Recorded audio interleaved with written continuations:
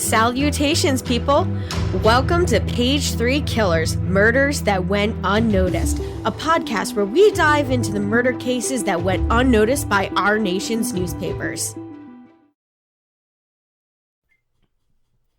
Hi, Shay. Hi, John. Hi, people. Welcome back, guys. Welcome to Page 3 Killers, Episode 19, Murders That Went Unnoticed. Yes, episode 19, and we got, an interesting case. I already know what happens. We are talking about the Sexabeast. Now, this is a series of murders that take place in like Maryland, Virginia area. And it's all linked to one guy. We're not going to tell you who that is yet. Yeah, it's a little bit of a surprise. And all of this takes place in 1961. So, let's start us off with the news. Now, this was, height of the Cold War. We were in the middle of the Cold War. Right, it would be the start of it, correct? Well, that would be the end of World War II. It basically started the Cold War. Yeah. So, yeah, we're right in the thick of things. Yeah. So, a lot of the news stories have to do with Russia and nuclear technology, of course. So we're going to start the year off with United States President Dwight D. Eisenhower announces that the United States has severed diplomatic relations with Cuba. Also known as the Cuban embargo. Yes. The reason why you couldn't get Cuban cigars from Cuba. And I just wanted to note that our relationship with Cuba did restart in 2015. Yeah, kind of. Yeah, sort of. They accept visitors from the United States. My friend actually went on a cruise to Cuba. Like the first one. Yeah, that's cool. Now, I remember you saying that this next one was kind of an important one. Yeah, we learned about this in the Navy. This is it's the reason why the Navy handles all the nuclear power stuff and not any other branch. We don't trust the Army. Not since 1961. The reactor testing station in Idaho, in Idaho Falls, Idaho, exploded, killing 3 people. Yeah. And I'm not sure how much I'm allowed to talk about this, so I'm not going to. Yeah, let's be on the safe side and not. All I will tell you is there is a position known as an axeman, and the name is derived from the fact that when they were first learning about nuclear power, literally a man with an axe, his job was to stand there until someone said cut the rope or something along those lines, and he would literally have to cut a rope, and that's what would stop. That was his safety precautions. What the hell? And there's still a man. I wish I can remember the acronym. The military and their acronyms, but they still use the same term. But his job is obviously not to stand there with an axe. It's press a button. Yeah, I would assume. Yeah. Yeah. Now, on January 20th of that year, John F. Kennedy is sworn in as our 35th president. And right around that time, we have a plane crash in Brussels that kills our entire figure skating team, as well as several coaches. I imagine this cripples your team. I like how we just casually glossed over JFK. It's like, yeah, he became president. Next, figure skaters. Yeah. Yes. Well, JFK. That was a big deal. JFK was the Playboy. Oh yeah, he was nationally televised. He was probably one of the better looking presidents we've ever had. That's why he became president. It's because it was they had nationally televised debates for the first time, and Mm. Richard Nixon was really sweaty. Yeah. Ah. That's sort of like the fly thing. Yeah. Yeah. Huh. That is also the year that Barbie gets her boyfriend, Ken. He is introduced in the United States on March 11th as Barbie's boyfriend. I felt that was big news. I don't know. I'm sure all the 11-year-old girls, or all the girls who were born in 1950, know exactly what you're talking about. Yeah. I mean, I sort of feel bad for Ken. You know he's not real, right? Yeah. All right. They should really make a Barbie doll called Karen. Well, then it wouldn't be a Karen and Barbie Ken. doll, would it? Well, yeah. Well, they have other Barbie Isn't one dolls of that isn't aren't one of them Barbie. Stacy? Yeah, Stacy, Kelly, and then a couple of other names that they've used for different Barbies. Now back to the serious stuff. In 1961, you had the Bay of Pigs invasion in Cuba, which starts on April 17th, and it fails by April 19th. Yeah, it was not a good plan. It was a terrible plan, and I don't know why we thought that that would work, or why. Was it John F. Kennedy? He was like, "This is the plan." Yeah, they almost, I don't want to say they almost impeached him because I'm not 100% sure that's true. But he almost basically cost himself, The presidency. yeah. They did not, no one liked him after that. Ah, is that what led to his assassination? It could have potentially contributed to it. Oh.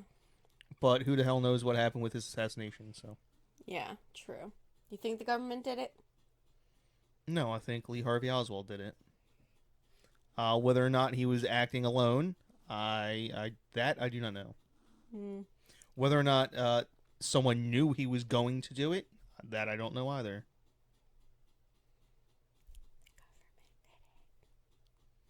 Yeah, it was LBJ the whole time. Yeah. No, JFK, I love JFK. He pissed off so many people. They hated him. Oh man, it would have been like, that would be like a really interesting mini to do. That might happen, guys. Who knows? JFK was a Trump of his time. Yeah. So the next couple of news items are really important because of this civil rights movement. So we had the Freedom Bus Riders. Their bus was firebombed in Aston, Alabama. Anniston, Alabama. Anniston, Alabama. By a mob of KKK members. And then on May 24th, just like 10 days later, they were arrested once they got into Jackson, Mississippi and stepped off the bus, and basically what they said they were guilty of was disturbing the peace. All they did was get off a bus. Like, I don't... Well, that's probably because the cops were members of the KKK. That's true. Now, the next news item I have is on July 25th. U.S. President John F. Kennedy gives a widely watched TV speech on the Berlin crisis. And he warns that we will not be driven out of Berlin. And Kennedy urges Americans to start building fallout shelters, setting off a 4-month debate on civil defense. His first 6 months are just intense. Yeah. We haven't even gotten to the missile crisis yet. No. And I mean, he's only been president since what, January? So that's like 7 months. Like, and he's already a failed assassination and coup attempt, and then he tells people to start building bunkers. Yeah. And then I can't remember. '62 maybe. He has the missile crisis where basically we were moments several times from blowing up the Earth. Yeah. All right.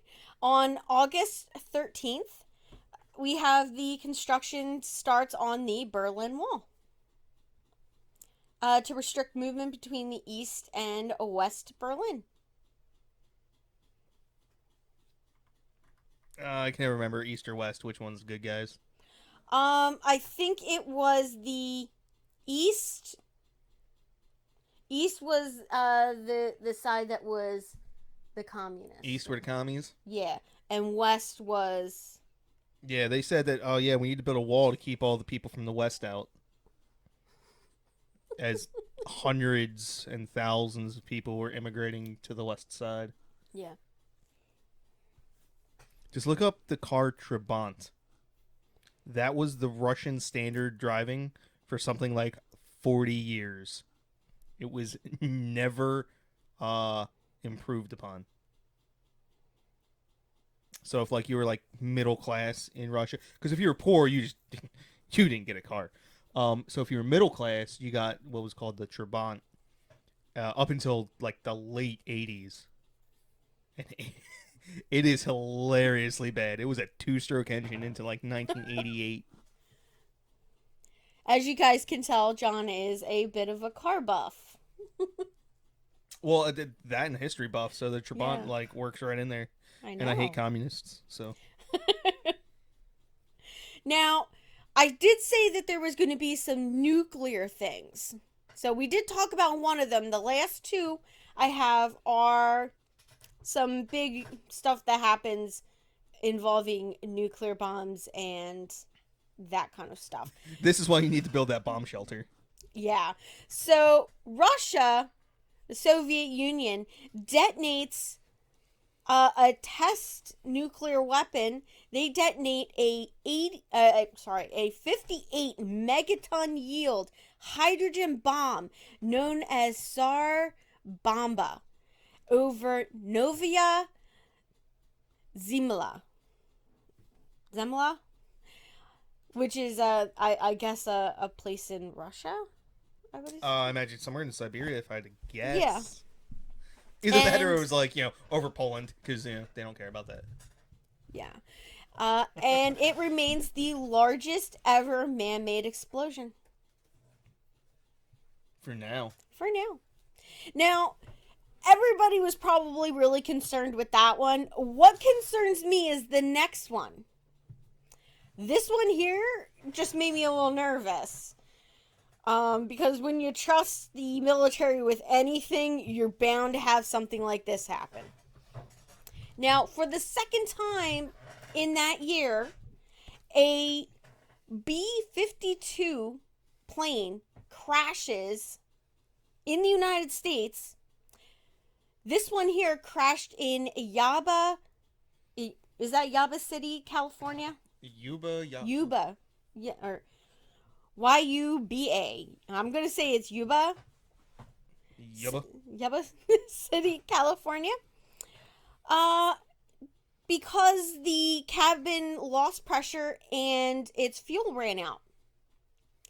Now, that's not the part that concerns me. The fact that there was 2 nuclear weapons on board at the time that it crashed is what scares me.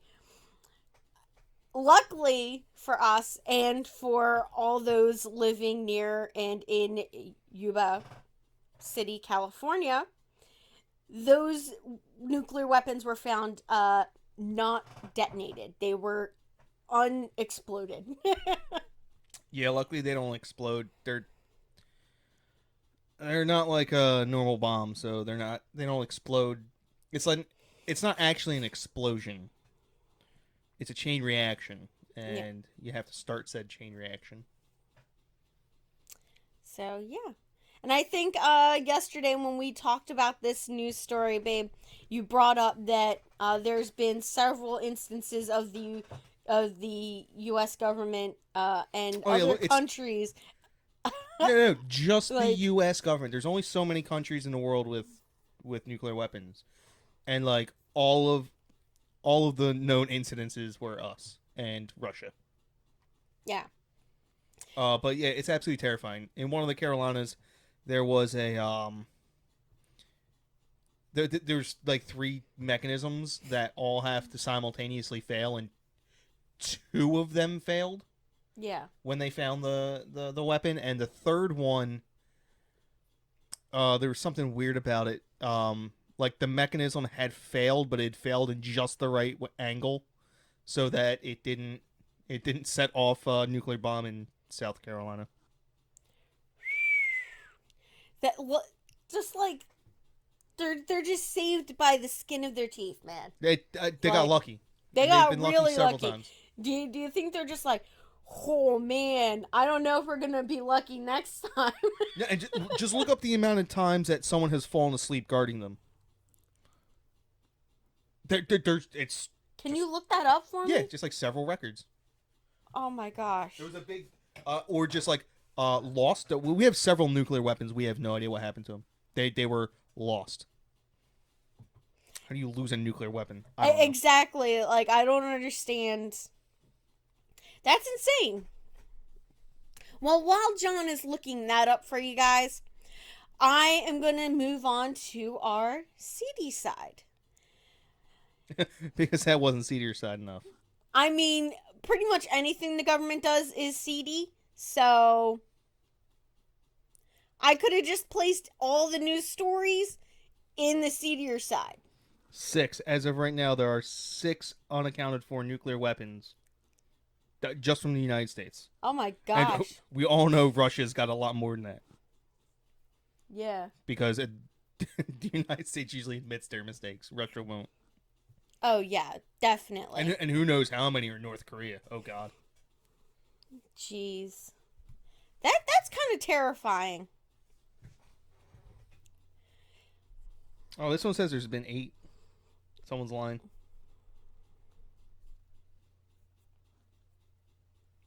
I don't know if All right. mental floss is the best. Yeah. So, for our CD side, we're going to start off with March 30th.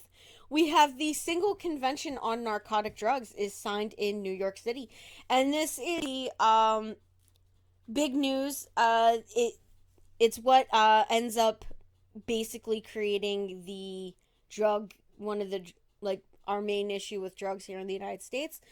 Basically, they banned certain narcotic drugs.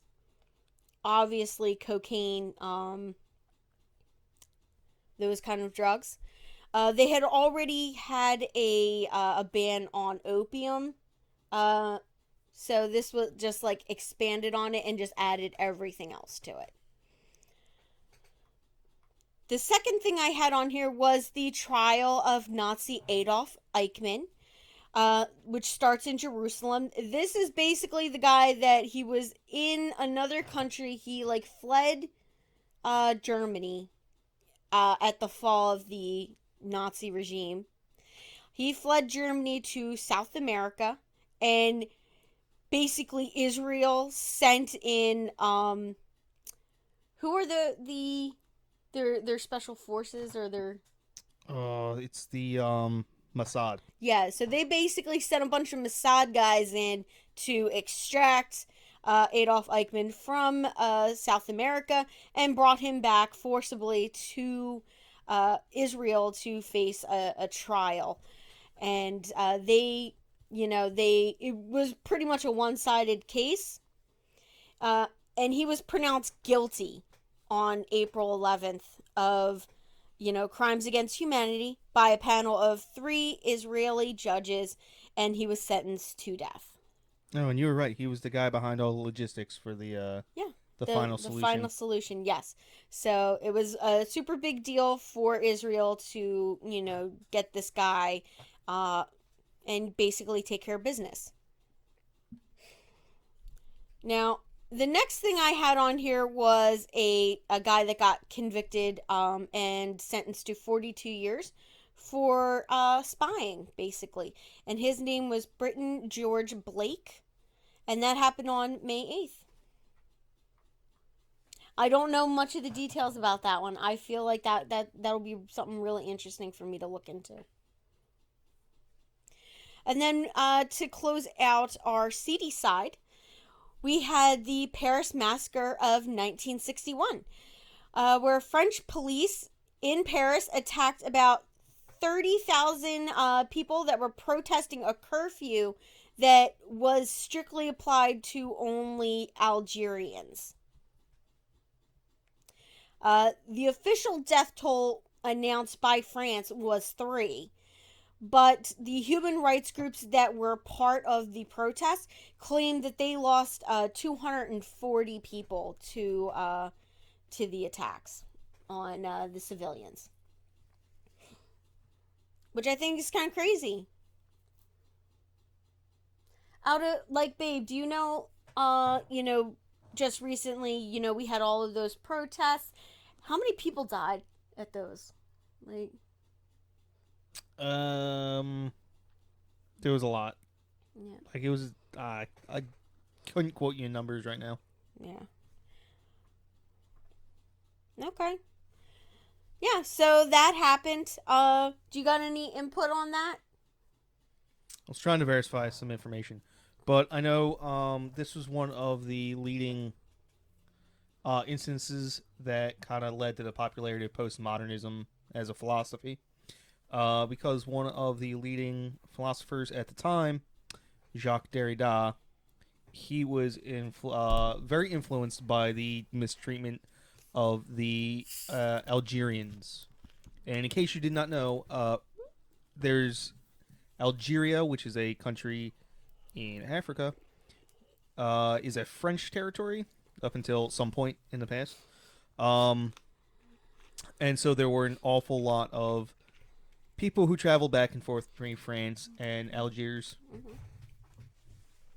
Which makes sense. And they were terribly mistreated. And one of his goals of his philosophy was to kind of disintegrate the differences. It's hard to explain. So he was trying to explain that there's essentially no, to define someone as Algerian didn't make sense. Because there's no difference between somebody who's French and somebody who's Algerian, because they were... Well, the only, it was a semantic difference, I think, is what he was trying to accomplish. He wouldn't say that. He would say it would be a...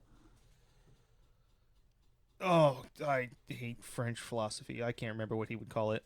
But it was essentially, he was saying, it's only a difference in words. Yeah. And that we need only define it differently, and then it becomes different in reality. Ah, interesting. Now, we're going to get into our actual case for today, now that we've finished up with our news stories. So, we're first going to talk about the first murder that is known. I mean, there could be other ones linked to this guy that happened prior to this, but as of right now, in 2021, this is his first known kill. So we have Margaret Harold.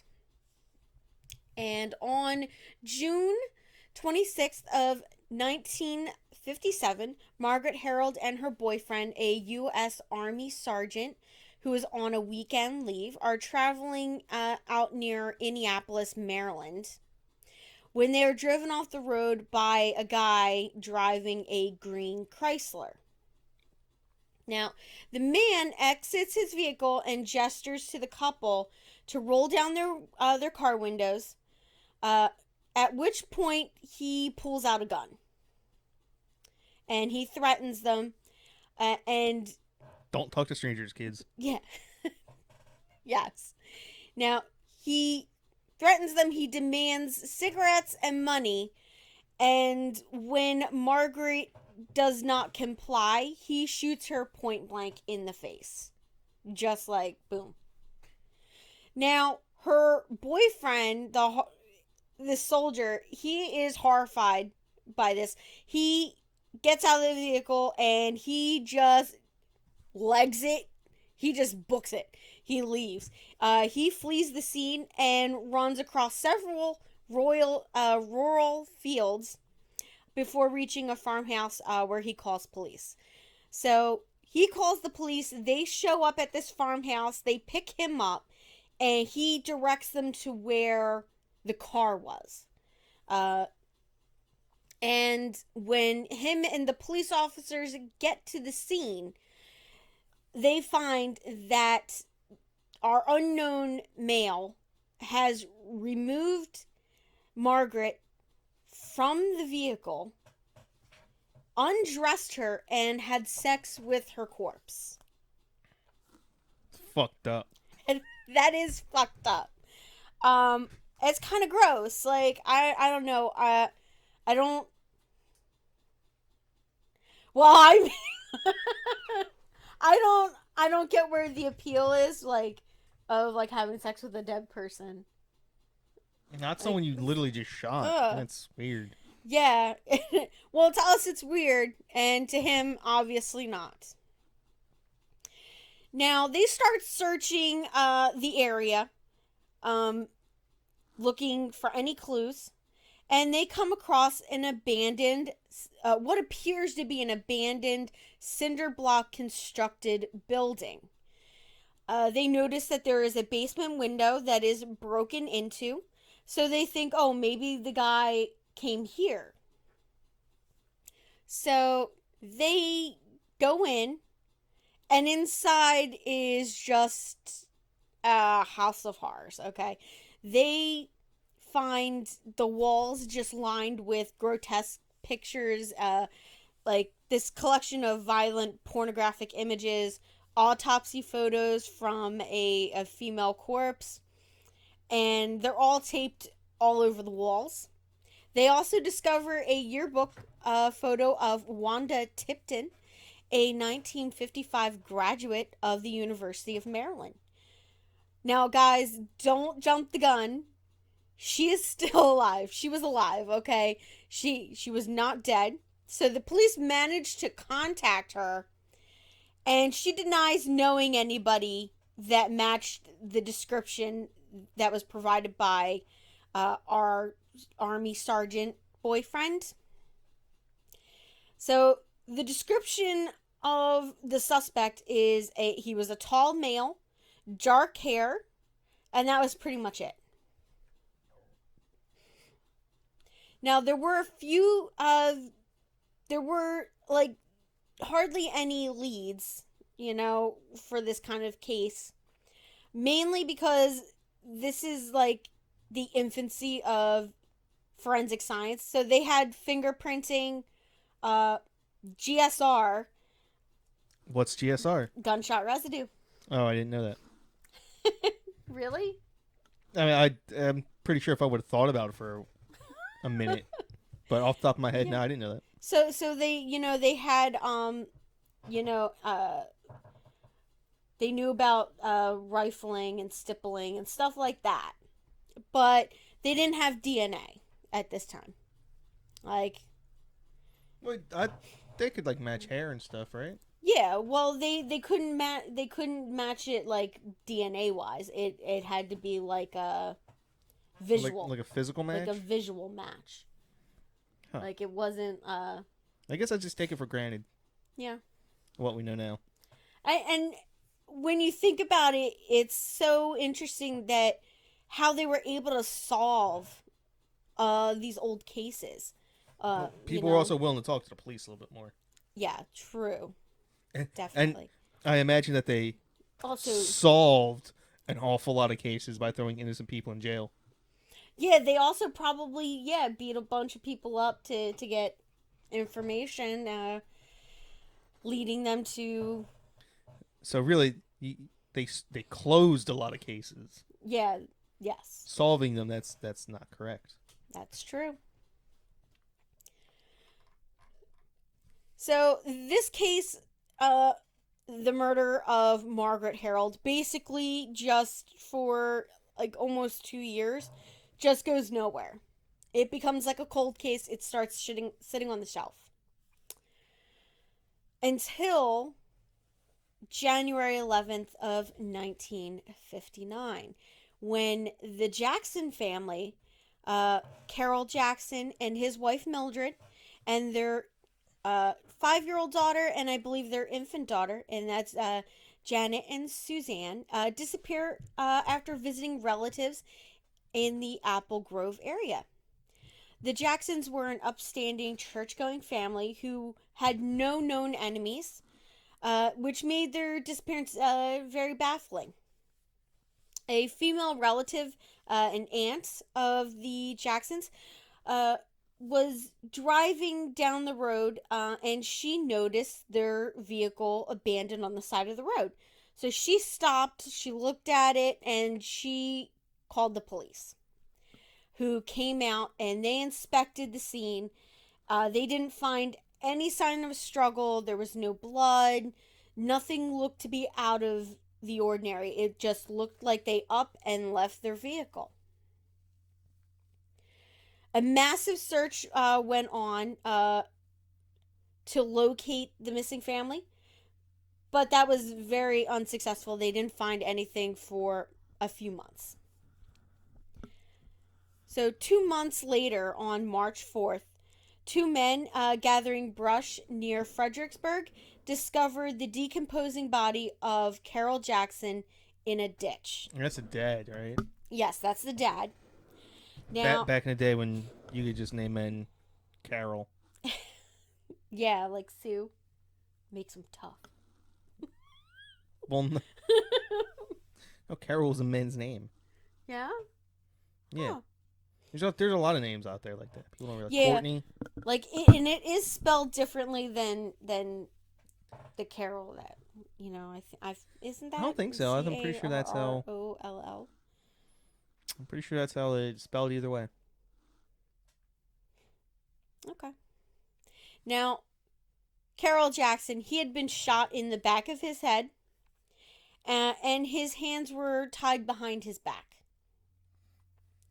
Now, when the police move his body, once the coroner comes out, they go to move his body, and underneath of his body, they find that of his 18-month-old daughter, Janet Jackson. Not that Janet Jackson. Not that Janet Jackson, guys. It was later determined that she was alive at the time that her father was killed, and that when he fell on top of her, his weight suffocated her to death. That's really sad. Yeah, that is. Now, at this time, the mother and Suzanne, the oldest child, are still missing. They weren't found with Carol and Janet until March 21st. Nobody knows what happened to them. When their bodies are found in a forested area outside of Fredericksburg, and both of their bodies showed signs of torture and pre-mortem sexual assault. So, pretty sick. Now we're going to get into the investigation and the manhunt. So soon after the Jacksons disappeared, a local couple came forward and reported that they had a frightening experience that very same afternoon. There was a man driving a blue older model Chevrolet, and he was flashing his lights at them, and then he forced them off the side of the road. The man got out of his car, and they put it as menacingly started to approach them, and this couple was really smart. They noped the fuck out of there. They just backed up and they left. They were not going to wait around for this guy to get to their car. No, no way. And it probably saved their lives. After Mildred and Susan Jackson's bodies were found, detectives discovered an abandoned building near their dump site. It is reportedly the same cinder block structure that had been searched after Margaret Harold's killing. Inside, they found a red button missing from Mildred's dress, indicating that she had been taken there after being kidnapped. Near the building were fresh tire marks, and both cases shared the same general area of the murder and the brutal sadism of the crimes that were inflicted upon them. All right, so they find the first lady, Mm-hmm. and they find this bunker type Yeah. thing, Mm-hmm. and then 2 years later, they stumble across the same bunker thing. Yes. And they find the button to... So he started using it again. Yeah. Something tells me the police department was a little lacking here. Well, I mean, it's not like you can like set up a guard or anything. Be like, yeah, no one's allowed to use this ever again. Yeah. Well, you demolish it. I mean, I guess it depends on what it is. Yeah. I don't know what it was. You know, it was just... They said it was just an abandoned cinder block building. It wasn't theirs to demolish. Yeah, true. So they had all of these points of comparison between the Harold and Jackson's cases, and they start investigating them as one case. They decide that it was both crimes were committed by the same culprit. So the media investigation became a media sensation in the local area. And that's because it involved a self-proclaimed psychic, Peter Hurkos. As you can tell, I'm rolling my eyes. I am all of a sudden intrigued. You're intrigued? This just became way more awesome. This guy was kind of crazy. He visited the grave sites of the Jacksons in the Falls Church, Virginia area, handled their possessions, and allegedly used his powers to accurately describe the murders, the positions in which their bodies were found, and when Peter Hurkos visited the site of Margaret Harold's murder, he told investigators that the same killer had murdered both her and the Jacksons. So at this point, I'm just like, you haven't told them anything they didn't know already. Yeah, it just seems Get like the he fuck out of kind here. of he probably overheard some stuff and Yeah, exactly. just regurgitated it. Now, he also did make some various predictions about the outcome of the case. He said that it would be solved within 2 weeks. That was not correct. And that the killer would ultimately be indicted for 9 murders. Now, Hurkos reportedly led investigators to the house of one of their main suspects, a trash collector who confessed to the murders.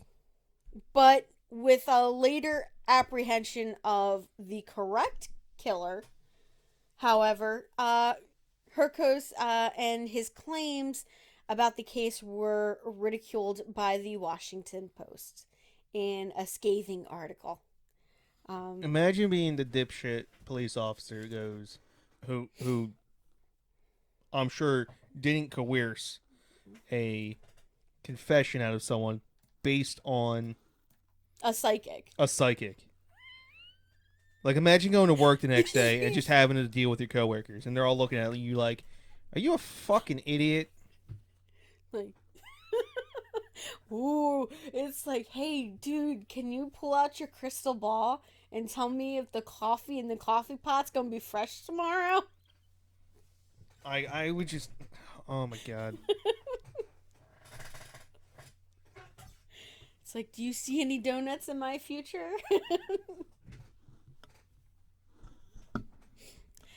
So, despite what everybody would believe, you know, Peter Hurkos is not the groundbreaking,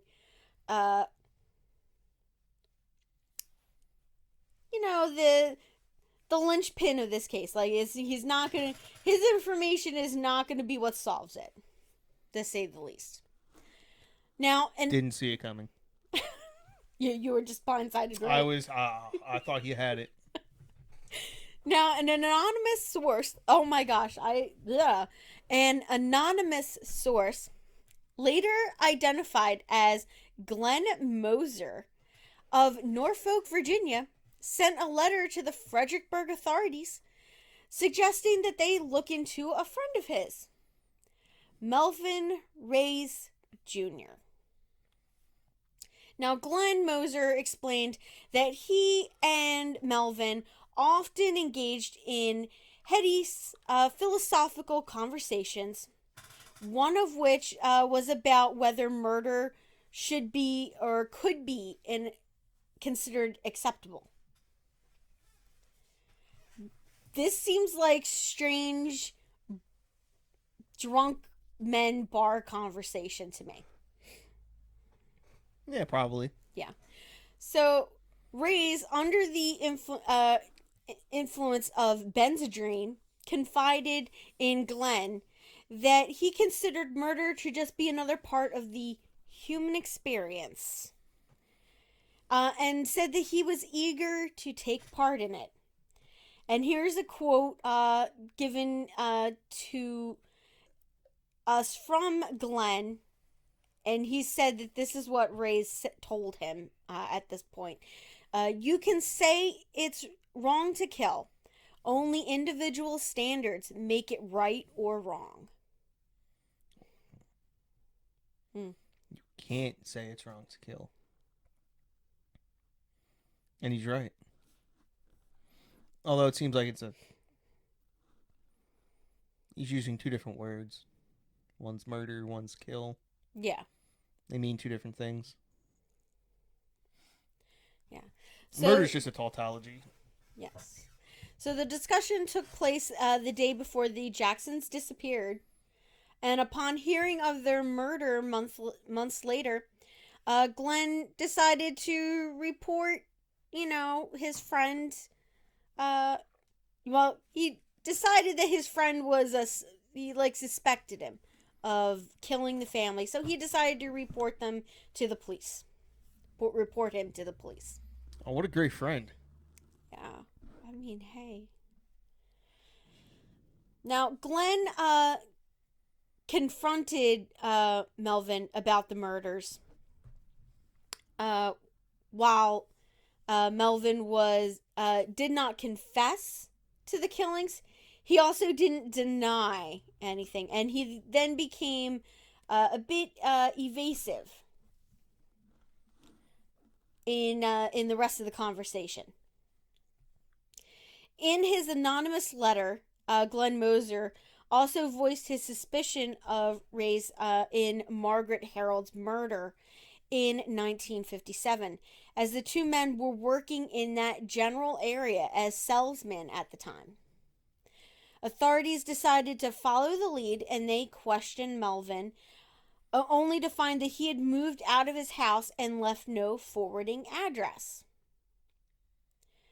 So they went out to the jazz clubs where Melvin would often perform, and they still weren't able to locate him. So they run a background check, and the police discover that he attended the University of Maryland at the same time as Wanda Tipton. This lady keeps on coming back in the conversation. Yeah. So remember, guys, her photo was found at that bunker after the death of Margaret Harold. Now, upon further questioning, Tipton admitted to having a relationship with Melvin REES Jr., but she broke it off after he claimed to have been married. I don't know why she would lie when they asked her, like, if she knew anybody that fit that description. Why would she lie? Well, it's a weak description. I mean, maybe she just didn't think about it at the time. True.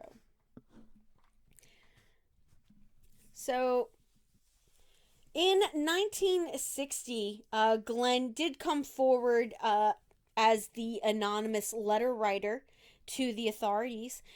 When REES had contacted him and notified him that he was currently working at a music store in West Memphis, Arkansas. Now, Melvin was finally arrested and a search of his home was conducted. And this is where the big break happens. So, inside his home, when they go in there, they find like the biggest clue, the biggest piece of Evidence. Yes, that's the word I was looking for. The biggest piece of evidence that they could have ever hoped for. They find a murder Videotapes. journal. No videotapes? No. That would have been pretty conclusive. Well, no, they find a journal written in his handwriting describing the murder of the Jackson family. That's pretty damning as well. Yeah, and I have a couple of quotes from it for you guys. Did my due diligence here. So, one note stated, drove to selected area and killed husband and baby. Now the mother and daughter are all mine. He then went on to describe the brutal torture and murder of Mrs. Jackson. He wrote, then tied and gagged, led her to the place of execution and hung her. I was her master. Which is kind of disturbing. But I guarantee you that the prosecutor was... Yeah, read that in court and see how long it takes a jury to come back with a guilty on that one. Yeah, and they're down south. They're in Arkansas. They're going to put that... Well, no, they probably still have gallows. They arrested him in Arkansas and they took him back to... he would be tried where the crime happened. So they would have to extradite him. It's still down south. That's true. It is. It sits squarely in the Bible Belt. Now, not only did they find this murder journal, they also found a .38 caliber weapon that matched the murder weapon for all the victims.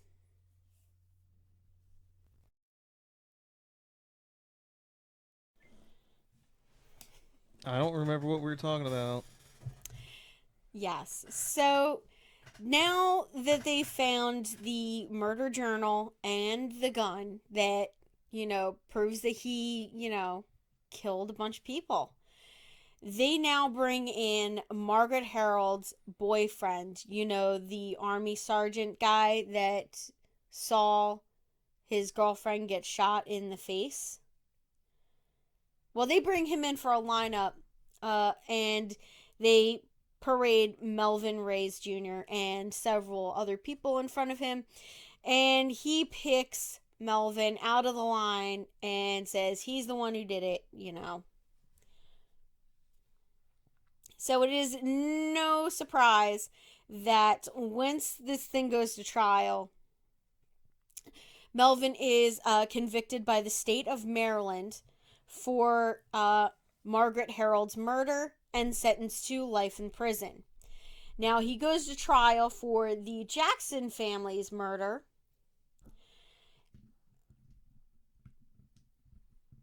And is sentenced to death for those 4 murders. Though that was eventually changed. And it was changed to life in prison in 1972. And Melvin dies in prison in 1990. But cool, weird, neato fact for you guys. So, Melvin, his lawyer files a writ of habeas corpus. And it reaches the Supreme Court in 1967. Basically saying that, he was incompetent to stand trial and that they shouldn't have put him on trial because he was diagnosed with schizophrenia. So, what they ended up doing was they just didn't pass a judgment on that case, and they just like put it in a file and put it back in there until he died decades later. And then they pulled it out and then they just stamped it with dismissed. Because he was dead. And then in 2013, they made a 9-0 decision, which was written up by Justice Clarence Thompson, or Thomas, sorry, Clarence Thomas. So their earlier indecision couldn't be used as a precedent in other cases in which incompetent defendants might evade the death penalty. Neat fact, huh? It is neat. Yeah. Now, I'm gonna research this one a little bit. I'm interested in that. The Supreme Court side of things. Yeah. So the investigators in the University of Maryland area, because he had attended college there, they started looking at him for a couple of murders that happened there. Now, reportedly, he confessed to a reporter to 2 murders out of the 4. And the 2 that he confessed to were Shelby Venerable and Mary Fellers. And those were 2 of 4 victims that they were looking at, and those were teenagers Mary Smollett, Anne Ryan, Mary Fellers, and Shelby Venable, who were all found raped and slain in separate incidences that matched, and the circumstances of the cases generally matched, his MO. Now, he was never charged with those 4 murders, and he was even exonerated for 2 of them when somebody else confessed to the murder of Mary Smollett and the murder of Michelle Ann Ryan. So yeah, that is everything I have on Melvin Reyes Jr., the Sex Beast. The Sex Beast. That sounds like Did he have that name, like that nickname, before he was a serial killer? I don't think so. Or like he got it afterwards? I think he got it afterwards. It was. And I wonder who gave him that nickname. That doesn't sound like it's a. It's like usually the news would give them that name. Like you have like the Kensington Slasher, Jack the Ripper, and I guess it's because of the time, but like being called the Sex Beast probably wasn't like the worst insult in the world. No, he was probably like, "Damn, yeah." I think just like but I think they didn't mean it in the way he was like a man on the streets and a beast in the bed kind of way, but probably like just how vicious he was, and like the torture and all like that. What if he like called himself that and they were just like, oh, okay, let me write that down. Like when he would give interviews, he'd be like, "I'm the Sex Beast. I'll only give this interview to you if you name me that in the newspaper." So you got it. Oh, let me type that up. Nice big font. Yeah, so that is everything that I have on this case. So before we close it out, I just wanted to remind you guys, thank you for watching. Remember to like, share, subscribe. If you want to donate or support your favorite podcast, here are the 2 best ways to do it. We have a Patreon. You guys can hit us up on there. Or you guys can drop us an email or check us out on Facebook and let us know how we're doing. We're going to have to do something with the Patreon. Yeah. I'm gonna have to start like putting more stuff up. I'm gonna work on that tomorrow. We haven't had anybody really. We Because there's actually don't nothing have on any there. patrons. Well, they can't see what's on there until they join. So, because it's for Patreon. So Anyway. yeah. So we're gonna close it out with my usual. Remember, guys, stay sexy and don't get murdered.